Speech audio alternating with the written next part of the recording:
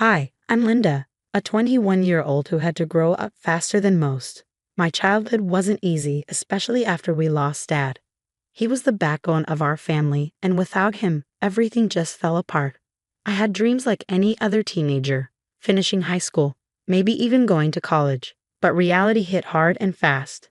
Instead of preparing for prom, I found myself signing up for a technical diploma course in graphic design. It wasn't my first choice, but it was cheaper and quicker. "I can't believe you're giving up on high school," Jack sneered one afternoon as I laid out my textbooks. He was 2 years younger but had the audacity to judge my choices. "It's not about giving up, Jack. Someone has to pay the bills, and since Mom can't..." My voice trailed off, the weight of our situation settling on my shoulders like a concrete slap. "You could have tried harder, maybe gotten a scholarship or something," he muttered, turning back to his video games. The glow from the screen lit up his indifferent face. I sighed. "Not everyone gets a fairy tale, Jack. This is what we have, and I'm making the best of it." Our mother, a shadow of her former self since Dad passed, hardly ever left her room these days. When she did, it was to remind me of my duties. "You're the eldest, Linda. It's your responsibility to take care of us now," she'd say, ignoring the fact that at 21, I was barely an adult myself. "But Mom, I'm doing all I can. I work 2 jobs, I'm studying, and I'm trying to save a bit for us." I protest, feeling the burnout creeping up on me. Jack would just roll his eyes. "Why save when you can spend? You should loosen up, Linda. Buy something nice, live a little." I wanted to scream. Live a little with what time? With what money? Instead, I kept quiet. One evening, as I balanced our dwindling finances, trying to figure out how to stretch my latest paycheck, Jack burst in with news. "I passed my exams." "Barely, but yeah, I did it." "That's great, Jack." I managed a smile, genuinely relieved but dreading the inevitable. "Yeah, and now I want to go to college. You'll help with that, right? It's only fair since you didn't go." His words were casual, as if he were asking for something as simple as a ride to the mall. My heart sank. College, with what money? I thought about the little savings I'd scraped together, hidden away for emergencies or maybe, just maybe, a little something for myself. How could I deny him the opportunity, though? Wasn't it my job to sacrifice? As these thoughts swirled through my head, my mother's voice echoed from the doorway. "He deserves this chance, Linda. You'll make sure he gets it, won't you?" The pressure was immense, suffocating. I nodded, feeling the last of my teenage dreams slip away as I took on yet another burden. This was my life. Sacrifice stitched into the very fabric of my existence. As my tailoring business began to pick up, each stitch seemed to promise a better tomorrow. The clatter of my sewing machine was like music, heralding a new era of independence and maybe, just maybe, a bit of security. I'd taken to hiding my savings in a little tin box beneath a loose floorboard under the sewing machine, the only place I felt it was safe from being spent on another one of Jack's whims. One evening, as the sun dipped below the horizon, I lifted the floorboard to deposit another small victory, $50 scraped together from a rush order. But my heart stopped as my fingers felt nothing but empty space. The box was gone. Panic clawed at my chest as I searched frantically around the room, hoping I had merely moved it and forgotten. My search ended abruptly with the heavy steps of my mother entering the room, her face unusually flushed with excitement. "Linda, you won't believe it. Jack has found a wonderful girl. They're getting engaged next month." Engaged? The word felt foreign, distant, drowned out by the ringing in my ears. "Mom, where's the tin box that was here, under of that old thing?" She waved a dismissive hand, her eyes gleaming with a mix of guilt and justification. "I used it, Linda. It was for a good cause. You'll understand." "Use it for what, Mom?" My voice was sharp, the edges of fear and anger blurring. "For Jack's engagement ring, of course. Such a beautiful diamond. It symbolizes hope, a new beginning for our family." "A new beginning," I repeated, hollow. "With my savings? My future?" She took a step back, her eyes narrowing slightly. "Your duty is to this family, Linda. We needed that money. It's better spent on something that brings us all together." That was for me, for my future. How could you? The betrayal burned hotter than the anger, and tears welled up unbidden. "You're being selfish, Linda, always thinking about yourself. This family has given you everything." Everything. The word escaped me as a bitter laugh. I've given everything, my time, my dreams, my money. What have you given me, Mom? Guilt? Obligations? Linda, you need to calm down. Think of your brother's happiness. My happiness matters too, Mom. Or doesn't that count for anything? She shook her head, disappointment etched into her features. I thought you were stronger than this, more giving. I guess I was wrong. That was the moment I knew I had to leave. The strings that tied me to this home, woven tight with duty and sacrifice, have frayed beyond repair. Mom, I can't do this anymore, I said, my voice steady, the decision clear. I'm leaving. I need to find a place where I'm valued, not just used. Her face crumbled, a mix of anger and desperation.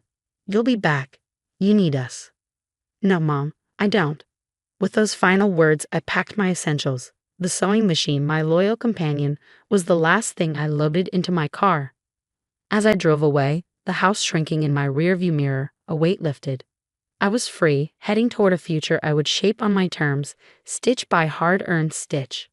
The first night after leaving home was the hardest. I ended up at a small motel, the kind of place you hope never to stay in twice. As I unpacked my sewing machine and fabrics from my car, the weight of my decision settled around me like a heavy cloak. Was I brave or just foolish? Each uncertain thought was like a stitch out of place. But I pushed through, setting up my makeshift workspace on the rickety table by the window. The next few weeks were a blur of activity. I found a small studio apartment. It wasn't much, but it was mine alone. The space was cramped, barely enough for my bed and work area, but it represented something vital. Freedom. Setting up my sewing machine, I felt a renewed sense of purpose. Here, every piece I created was a testament to my independence. Business wasn't easy to come by at first. I spent days visiting local boutiques and coffee shops, my portfolio in hand, pitching my tailoring services. Rejection stung, yet with each no, I felt my resolve harden. Next time, I would tell myself, they'll say yes. And eventually, they did. A boutique owner admired the custom alterations I proposed for her shop's aesthetic and gave me my first big break. As my business began to grow, so did my confidence. I launched a small online store showcasing my designs and alterations. The first time an order notification pinged on my phone, I laughed out loud. It was a sound of pure joy. Orders started to trickle in, and my days were filled with measuring, cutting, and sewing, each piece a building block in the new life I was constructing. I started making new connections, both professionally and personally. At a local entrepreneur meetup, I met other small business owners who shared their journeys, and their stories fueled my own ambitions. I wasn't just surviving, I was thriving.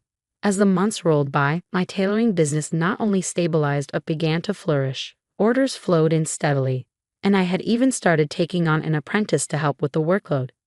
It was during one of those busy afternoons, the hum of the sewing machines filling the air, that my phone buzzed with a number I hadn't seen in months.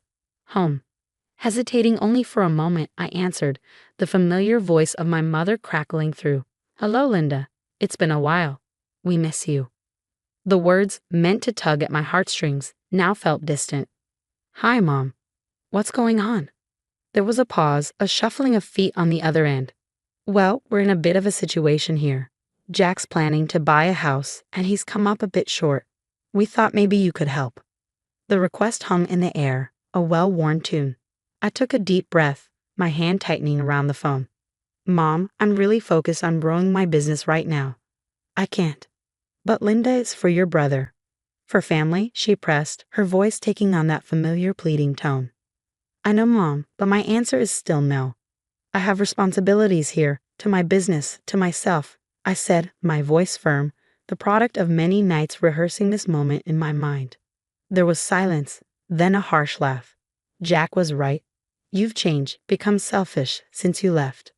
The conversation ended soon after with a curt goodbye. I put down the phone, my heart racing. But this time, there was no guilt, only a sense of empowerment. Choosing myself was new, but it felt right. The attempts to draw me back didn't stop there. A few days later, Jack called. His tone was casual, as if we were discussing the weather. Hey, Linda. Just thought I'd give it a shot, about the money. It would really help me out.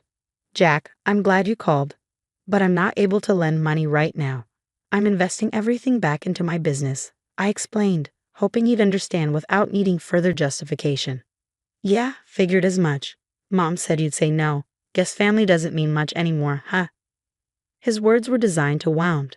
It means a lot, Jack, but so does my future. I'm sure you can understand that. I replied, keeping the hurt out of my voice. We hung up with a promise to keep in touch, a promise I knew was as thin as the fabric scraps on my workshop floor.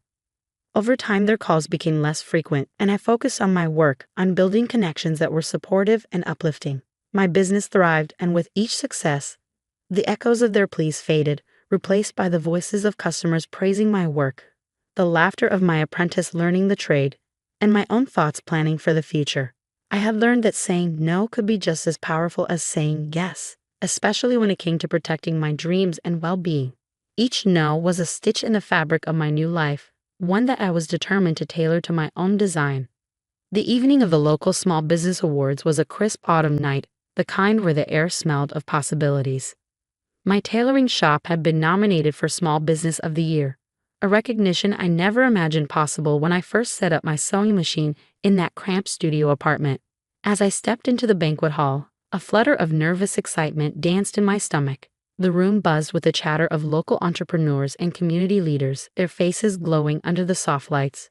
My eyes scanned the crowd, not for familiar faces from my past, but for the new connections I had made, the people who had supported and believed in my vision. When they called my name as the winner, a wave of applause washed over me as I made my way to the podium. The weight of the trophy in my hands felt like a tangible validation of all the nights spent working late, all the decisions made in the solitude of my shop. Thank you, I began, my voice steady but emotional. This award isn't just about the quality of stitches we produce or the fabrics we transform. It's about resilience, about the belief in oneself, and the courage to pursue a dream despite the odds. After the ceremony, as I mingled among well-wishers and fellow entrepreneurs, the sense of pride and accomplishment was overwhelming. It wasn't just about the recognition. It was about having made it on my own terms, about not just surviving, but thriving. As I unlocked the door to my apartment, the quiet hum of my sewing machine greeting me, I felt a deep, resonant peace. I was exactly where I was meant to be, stitching my future with threads of courage and determination. And that was the ultimate victory. That brings us to the end of Linda's journey to independence and self-realization. How do you think you would have handled the situation if you were in Linda's shoes? Would you have made the same tough decisions to cut ties for your own well-being? Or would you have tried to mend the relationship despite the challenges? Don't forget to hit the like button if you enjoyed Linda's story and subscribe to the channel for more tales.